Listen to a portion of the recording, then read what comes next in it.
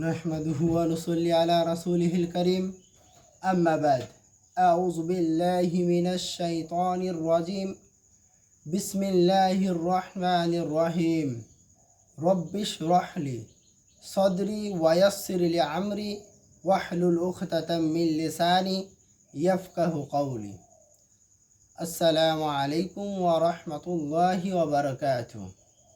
সম্মানিত দর্শক শ্রোতা, ইনশাআল্লাহ কিছুদিনের মধ্যেই আমরা কুরবানির ঈদ তথা ঈদুল আজহার জিলহাজ মাসের মধ্যে প্রত্যাবর্তন করবে ইনশাআল্লাহ।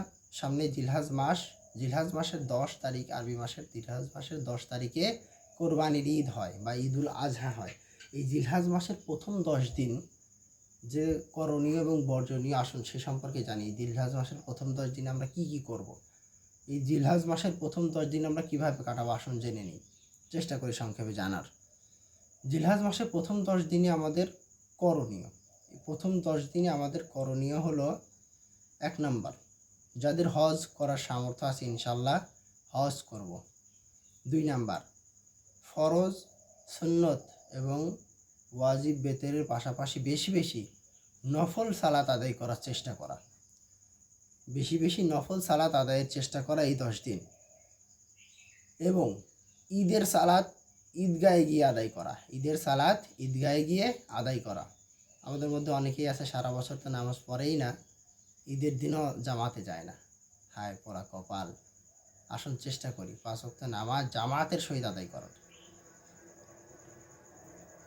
3 নাম্বার, 4 কুরবানি করা। ফরজ কুরবানির ঈদের দিন ঈদুল আজহার নামাজের শেষে কুরবানি করা, এই 10 দিনের মধ্যে আমল এটা। 5 নাম্বার, আরাফার দিনে সিয়াম রাখা। আরাফার দিন অর্থাৎ 9 জিলহাজ আরাফার দিন, এদিন সিয়াম পালন করা, অথবা 1 থেকে 9 তারিখ পর্যন্ত সিয়াম পালন করা। 1 জিলহজ থেকে 9 জিলহজ পর্যন্ত সিয়াম পালন করা সাহাবা থেকে এবং রাসূল সাল্লাল্লাহু আলাইহি ওয়াসাল্লাম থেকে প্রমাণিত ইনশাআল্লাহ। 1 থেকে 9 জিলহজ রোজা থাকা বা সিয়াম পালন করা। এই 10 দিন বেশি বেশি দান সদকা করা, এই 10 দিন বেশি বেশি দান সদকা করা, পাড়া প্রতিবেশী আত্মীয় স্বজন এবং অভাবীদেরকে বেশি বেশি দান সদকা করা এই 10 দিন। এবং বেশি বেশি ভালো কাজ করা এবং মন্দ কাজ থেকে নিষেধ করা, ভালো কাজের আদেশ করা এবং মন্দ কাজ থেকে নিষেধ করা। প্রথমত আমরা আমাদের পরিবারদেরকে ইনশাল্লাহ সৎ কাজের আদেশ দেব, অসৎ কাজ থেকে নিষেধ করব। ছোট্ট একটু অশ্লীল কাজ হলেও সেটা থেকে আমরা পরিবারকে এবং নিজেদের বিরত রাখার চেষ্টা করব ইনশাল্লাহ। আমার অধীনে যে পরিবার বসবাস করে ইনশাল্লাহ সেই পরিবারকে আমরা হেফাজত করব এবং কোরআন এবং হাদিসের জ্ঞান থেকে তাদেরকে জানানোর চেষ্টা করব। বাকিটা আল্লাহর হাতে, হেদায়েত দেওয়ার মালিক আল্লাহ। আপনার চেষ্টা করা দরকার, ইনশাল্লাহ করবেন। যদি তার হেদায়েত থাকে ইনশাল্লাহ সে সুপথ পাবে, যদি হেদায়েত না থাকে আপনি তাকে কোরআন হাদিস খাওয়াই দিলেও সে বুঝবে না ইনশাল্লাহ। আসুন, হেদায়েতের মালিক আল্লাহ। আচ্ছা, আমাদের দায়িত্ব হলো চেষ্টা করা, আমরা চেষ্টা করব ইনশাল্লাহ। 10 বেশি বেশি দোয়া করা। এই 10 দিনে বেশি বেশি দোয়া করা, বেশি বেশি দোয়া বলতে আমাদের যে মাসনুন দোয়াগুলো কোরআন এবং সুন্নাহর হাদিস মোতাবেক আমাদের জানা আছে, এই দোয়াগুলো বারে বারে পাঠ করা, তেলাওয়াত করা এবং বেশি বেশি দোয়া করা। এই 10 দিনে এই 10 দিনে আমাদের বেশি বেশি দোয়া করা এবং রাসূল সাল্লাল্লাহু আলাইহি ওয়াসাল্লামের উপর দরুদ পাঠ করা এবং আল্লাহ তাআলার উপর হামদ এবং নাত পাঠ করা এবং কোরআন মাজিদের বেশি বেশি তেলাওয়াত করা। এই 10 দিনের মূল কাজ হলো আমাদেরকে কোরআন তেলাওয়াত করা। কোরআন মাজিদে আল্লাহ তাআলা দুনিয়ার সমস্ত ভালো কাজ এবং দুনিয়ার সমস্ত মন্দ কাজ এবং রান্নাঘর থেকে রাষ্ট্র পরিচালনা করা পর্যন্ত সমস্ত কিছুর কথাই কোরআন মাজিদে আল্লাহ তাআলা বলে দিয়েছেন। আসলে আমরা চেষ্টা করি বেশি বেশি কোরআন মাজিদ পড়ার চেষ্টা করি, যাতে করে আমরা এলেম অর্জন করতে পারি এবং তদ অনুযায়ী জীবন গঠন করতে পারি এবং পরিবারদেরকেও সেই অনুযায়ী জীবন গঠন করানোর চেষ্টা করাতে পারি। আসুন চেষ্টা করি আমরা বেশি বেশি কোরআন মাজিদ তেলাওয়াত করার।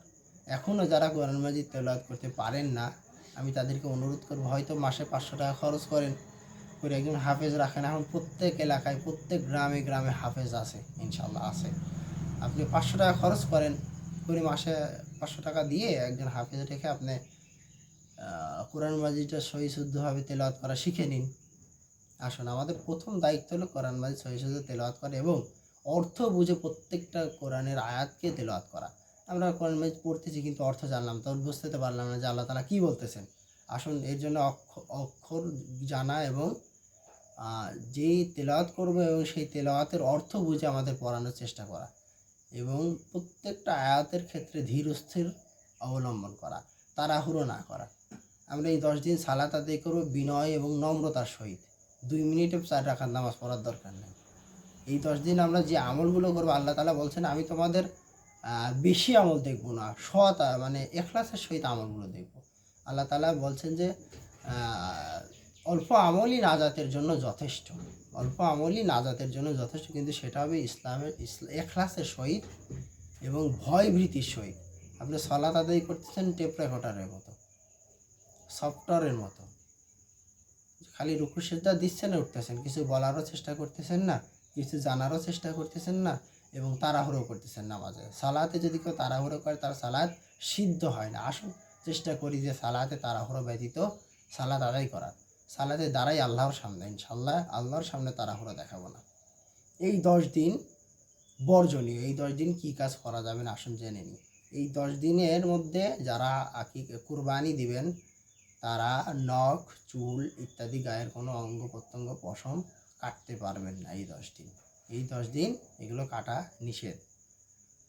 এবং এই 10 দিনের মধ্যে একটা দিন আছে 9 জিলহজ আরাফার দিন।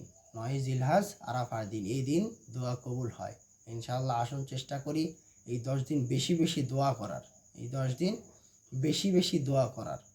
আজকের মতো এখানেই শেষ করছি।